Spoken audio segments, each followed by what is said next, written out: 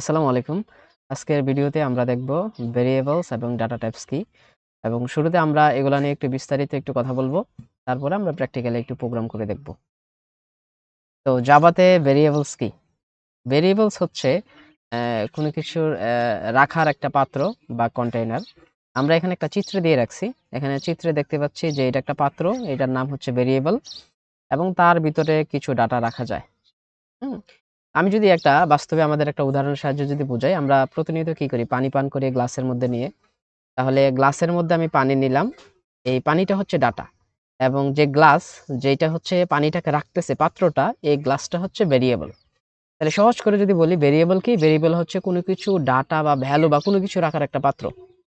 এবার প্রশ্ন হচ্ছে ভেরিয়েবল আমার জাভাতে কেন দরকার? এই প্রোগ্রামিং এ আমার কেন দরকার? আমি যদি চাই ২ টা সংখ্যা ১০ এবং ৫ এই ২ টা সংখ্যাকে যোগ করব। তাহলে কি করতে হবে? এই ১০ সংখ্যাটাকে আগে রাখতে হবে একটা ভেরিয়েবলের মধ্যে, একটা পাত্রের মধ্যে। আবার ৫ এই সংখ্যাটাকে আবার একটা ভেরিয়েবলের মধ্যে রাখতে হবে। তারপর ২ টা ভেরিয়েবলের ভ্যালুগুলাকে যোগ করে রেজাল্ট বের করতে হবে। তাহলে সহজ করে যদি বলি যে ভেরিয়েবলস হচ্ছে প্রোগ্রামিং এর ভাষায় একটা পাত্র বা কন্টেইনার যেখানে কোনো ভ্যালু বা ডাটা স্টোর করে রাখা হয়। এবার আসি আমি যদি এখানে একটা উদাহরণ দেখি, এখানে দিয়ে রাখছি a = ৫। তো এই ৫ হচ্ছে ভ্যালু বা ডাটা। আর এই হচ্ছে একটা ভেরিয়েবলের নাম। যেমন আমি যদি একটা গ্লাসের মধ্যে যদি পানি রাখি, তাহলে পানিটা যে রাখতেছি পাত্র, এটার নাম কি? গ্লাস। তো ভেরিয়েবলের একটা নাম অবশ্যই থাকবে।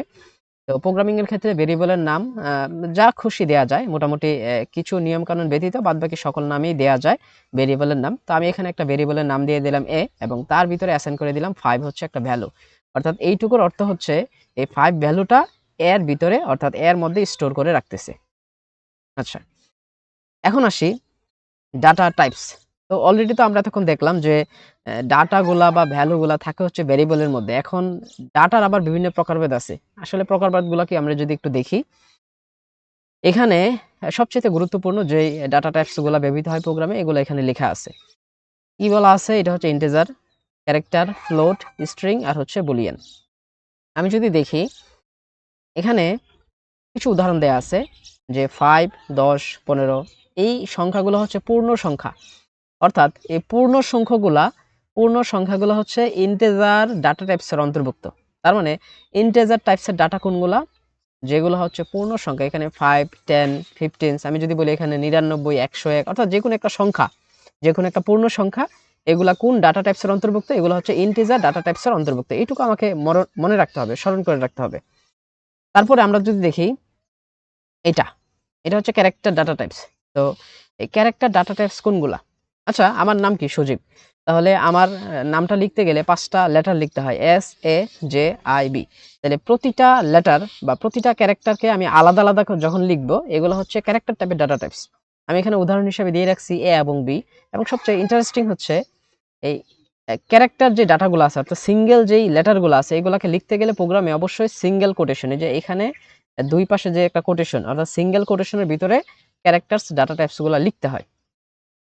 তাহলে বোঝা গেল যে যেকোনো ক্যারেক্টার, এগুলো হচ্ছে ক্যারেক্টার ডাটা টাইপসের অন্তর্ভুক্ত। ক্যারেক্টার ডাটার অন্তর্ভুক্ত। তারপরে আমি দেখতেছি ফ্লোট। যে ফ্লোট ডাটা টাইপস কি?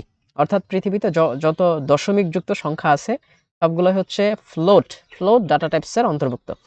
এখানে আমি কিছু উদাহরণ দিয়ে রাখছি, যেমন 4.5, 3.1416 অর্থাৎ যত দশমিক যুক্ত সংখ্যা আছে সবগুলাকে বলা হয় ফ্লোট ডাটা টাইপসের অন্তর্ভুক্ত। তারপরে আমরা যদি দেখি স্ট্রিং, এখানে কি বলছি? এখানে খেয়াল করে দেখি যে এখানে হচ্ছে সিএসটি, আবার এখানে লেখা আছে ডাটা, ইংরেজিতে একটা শব্দ, হ্যাঁ? এবং শব্দগুলোকে ডাবল কোটেশন, এই যে এখানে শুরু এবং শেষ ডাবল কোটেশনের ভিতরে লেখা আছে। এটা হচ্ছে স্ট্রিং। তো আমরা কিছুক্ষণ আগে কি দেখছি? ক্যারেক্টার মানে হচ্ছে সিঙ্গেল লেটার এবং স্ট্রিং হচ্ছে অনেকগুলা ক্যারেক্টারের সমন্বয়ে একটা স্ট্রিং তৈরি হয়। আমি আবারও বলছি, স্ট্রিং কি? অনেকগুলা ক্যারেক্টারের সমন্বয়ে একটা স্ট্রিং তৈরি হয়। যেমন আমি এখানে এই যে সিএসটি লিখছি, আমি যদি সিটাকে আলাদা লিখতাম, এসটাকে আলাদা লিখতাম, টিটাকে আলাদা লিখতাম এবং সিঙ্গেল কোটেশনের ভিতরে, তাহলে এগুলো হয়ে যেত কি? আমার ক্যারেক্টার ডাটা টাইপস। যেহেতু আমি একসাথে লিখছি এবং তার ভিতরে কি ডাবল কোটেশন দিয়ে দিছি, এগুলো হয়ে গেল স্ট্রিং ডাটা টাইপসের অন্তর্ভুক্ত। তারপর আসি বুলিয়ান। বুলিয়ান হচ্ছে ২ টা স্টেট ধারণ করে, একটা হচ্ছে ট্রু এবং একটা হচ্ছে ফলস। ওভারঅল এই ডাটা টাইপসগুলো আমার সবচেয়ে বেশি ব্যবহৃত হয়। তাহলে আমি যদি সহজ করে মনে রাখি, যেকোনো পূর্ণ সংখ্যার ডাটা হচ্ছে ইন্টিজার টাইপস এবং সিঙ্গেল যে কোনো ক্যারেক্টার, এগুলো হচ্ছে ক্যারেক্টার ডাটা টাইপস। আমি যদি দশমিক যুক্ত কোনো সংখ্যা নেই, এগুলো হচ্ছে ফ্লোট ডাটা টাইপসের অন্তর্ভুক্ত। এবং আমি যদি যে কোনো একটা ইংরেজিতে একটা শব্দ বা কোনো একটা ওয়ার্ড লিখি ডাবল কোটেশনের ভিতরে, এটা হবে স্ট্রিং এর অন্তর্ভুক্ত। এবং ট্রু এবং ফলস এটা হচ্ছে বুলিয়ান ডাটা টাইপসের অন্তর্ভুক্ত। এবার আসি ভেরিয়েবল ডিক্লার। তাহলে আমরা অলরেডি কি দেখলাম, ভেরিয়েবল কি? ভেরিয়েবল হচ্ছে একটা কন্টেইনার বা একটা পাত্র যেখানে কোনো ভ্যালু বা ডাটা রাখা হয়। এবং ডাটা বা ভ্যালুর বিভিন্ন প্রকারভেদ আমরা দেখছি, integer, character, float, double, string, এগুলো আমরা দেখেছি। এখন আসি যে ভেরিয়েবল ডিক্লার জিনিসটা কি। ভেরিয়েবল ডিক্লার বলতে আমরা বুঝি, আমি এখন জাভা প্রোগ্রামিং করব, তাহলে জাভা প্রোগ্রামিংয়ে আমাকে ভেরিয়েবল লিখতে হবে। আমি ভেরিয়েবলটা কিভাবে লিখবো? খালি তো লিখলেই হবে না, কারণ আমরা জানি পাইথনে ভেরিয়েবল একভাবে ডিক্লেয়ার করতে হয়, জাভাতে ভেরিয়েবল একভাবে ডিক্লেয়ার করতে হয়। হ্যাঁ, অর্থাৎ প্রতিটা প্রোগ্রামিং ল্যাঙ্গুয়েজের আলাদা আলাদা সিনট্যাক্স থাকে। তাহলে জাভাতে ভেরিয়েবল ডিক্লেয়ার বলতে বুঝি যে জাভা প্রোগ্রামিং করতে গেলে ভেরিয়েবল কিভাবে লিখতে হয়। এখানে একটা সিনট্যাক্স দেয়া আছে। জাভাতে ভেরিয়েবল ডিক্লেয়ার করতে গেলে শুরুতে আমার টাইপ দিতে হবে। এই টাইপটা কি? টাইপটা হচ্ছে ওই যে অলরেডি আমরা ডাটা টাইপস দেখছি, এই টাইপসের মধ্যে যে কোনো একটা টাইপ দিতে হবে। তারপর ভেরিয়েবলের একটা নাম দিতে হবে। তারপর ভেরিয়েবলের মধ্যে একটা ভ্যালু রাখতে হবে এবং শেষে একটা সেমিকোলন দিয়ে দিতে হবে। আমি যদি উদাহরণ হিসেবে দেখি, আমি এখানে দেখতে পাচ্ছি int, অর্থাৎ ইন্টিজারকে সংক্ষেপে বলা হয় int। এটা হচ্ছে ইন্টিজার a = 5। তার মানে এই 5টা হচ্ছে একটা ভ্যালু, 5 হচ্ছে একটা ভ্যালু বা ডাটা। এটা হচ্ছে a ভেরিয়েবলের মধ্যে আমি রাখতেছি। আচ্ছা, তো এই সামনে ডাটা টাইপটা দিয়ে দিতে হয় অলওয়েজ। এই ডাটা টাইপ না দিলে প্রোগ্রামে এরর আসবে। তাহলে এই ডাটা টাইপ দিয়ে দিলে এটার অর্থ হচ্ছে এই যে এই ভেরিয়েবল এটা ইন্টিজার টাইপের ডাটা ধারণ করতেছে। আর ইন্টিজার টাইপের ডাটা কি? সমস্ত পূর্ণ সংখ্যাই হচ্ছে ইন্টিজার ডাটা টাইপসের অন্তর্ভুক্ত।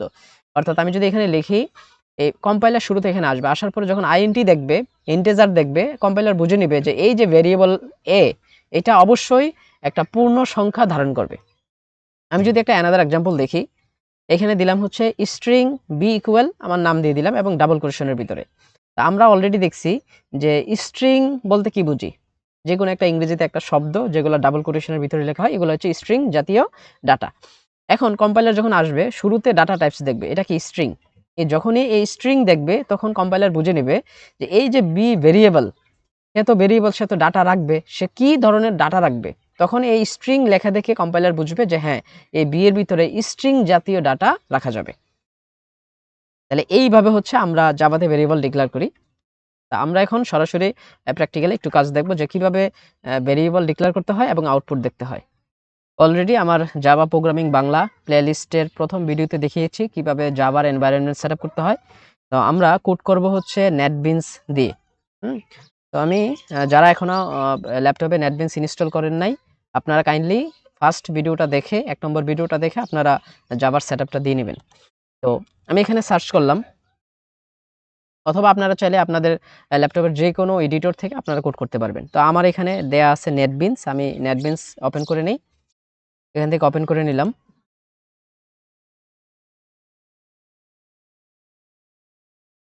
এখানে ফাইলে যেতে হবে, ফাইল থেকে নিউ প্রজেক্টে নেওয়া যাবে, অথবা এখান থেকেও আমরা চাইলে নিতে পারি। অথবা আমি যদি কিবোর্ড থেকে কন্ট্রোল শিফট এন্ড প্রেস করি তাহলেও নিউ প্রজেক্টে নেওয়া যাবে। তো নিউ প্রজেক্ট নেব এবং প্রজেক্ট নেব অবশ্যই জাভা প্রজেক্ট, জাভা অ্যাপ্লিকেশন। এটা নেক্সট দিব। তারপর একটা প্রজেক্টের নাম দিতে হবে, যেহেতু আমি ডাটা টাইপস পড়াচ্ছি আমি নাম দিলাম ভেরিয়েবল এন্ড ডাটা টাইপস। আমি একটা নাম দিয়ে নিলাম। এরকম একটা পেজ চলে আসছে। আমরা এখানে দেখতে পাচ্ছি যে এগুলো হচ্ছে কমেন্ট। এই যে এগুলো, এটা কমেন্টের শুরু, এটা শেষ। আমরা চাইলে এগুলো ডিলিট করে দিতে পারি। এখানে কিছু কমেন্ট দেওয়া আছে, আমি ডিলিট করে দিতে পারি।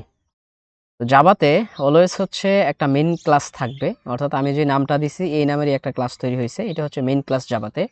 এবং এই যে মেইন, এবং এইটার ভিতরে আমাকে কোড লিখতে হবে। আমি যদি এখানে দেখি যে কিভাবে ভেরিয়েবলকে ডিক্লেয়ার করতে হয়, আমরা অলরেডি দেখেছি ভেরিয়েবলকে ডিক্লেয়ার করতে গেলে শুরুতে টাইপ লিখতে হয়, টাইপ, তারপরে ভেরিয়েবল নেম, তারপরে তার ভিতরে ভ্যালু দিতে হয়। আমরা যদি এই অনুসারে যদি আমরা এখানে একটু প্র্যাকটিক্যালি কাজ করি, আমরা এখানে লিখতে পারি, প্রথমে একটা টাইপ দিতে হবে, আমি দিলাম হচ্ছে ইন্টিজার, ভেরিয়েবলের একটা নাম দিলাম হচ্ছে এ, এবং তার ভিতরে একটা ভ্যালু দিলাম 5। তারপর কি দিতে হবে? সেমিকোলন দিতে হবে। তো আউটপুটে আমি এই 5 কে দেখতে চাচ্ছি, তাহলে কি করতে হবে? জাভাতে প্রিন্ট করতে গেলে লিখতে হয় system dot out dot print. তার ভিতরে কি দিতে হবে, এই ভেরিয়েবলটাকে দিয়ে দিতে হবে এবং সবসময় কি করতে হবে, সেমিকোলন দিয়ে দিতে হবে। এখন আমি যদি এই যে উপরে এখান থেকে যদি রান করি, রান প্রজেক্ট,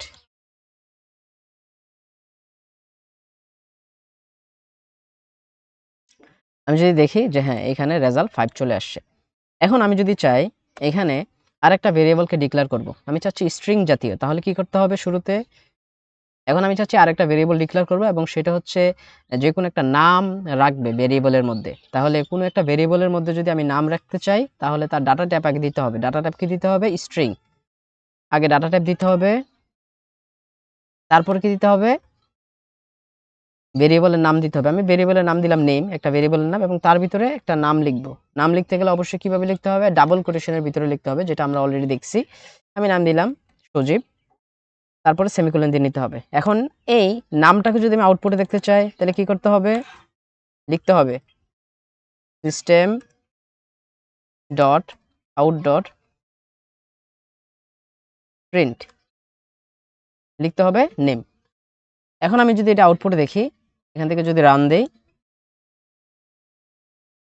এই যে অলরেডি এখানে চলে আসছে। এখন আমরা দেখতে পাচ্ছি এখানে 5 এবং নাম সজীব একসাথে চলে আসছে। তার কারণটা কি, তার কারণ হচ্ছে একই লাইনে চলে আসছে। এখন আমি যদি ভিন্ন ভিন্ন লাইনে প্রদর্শন করতে যাই, এখানে প্রিন্টের পরে এলএন দিব, এলএন দ্বারা বোঝাচ্ছে পরের লাইনে যাবে তার আউটপুট।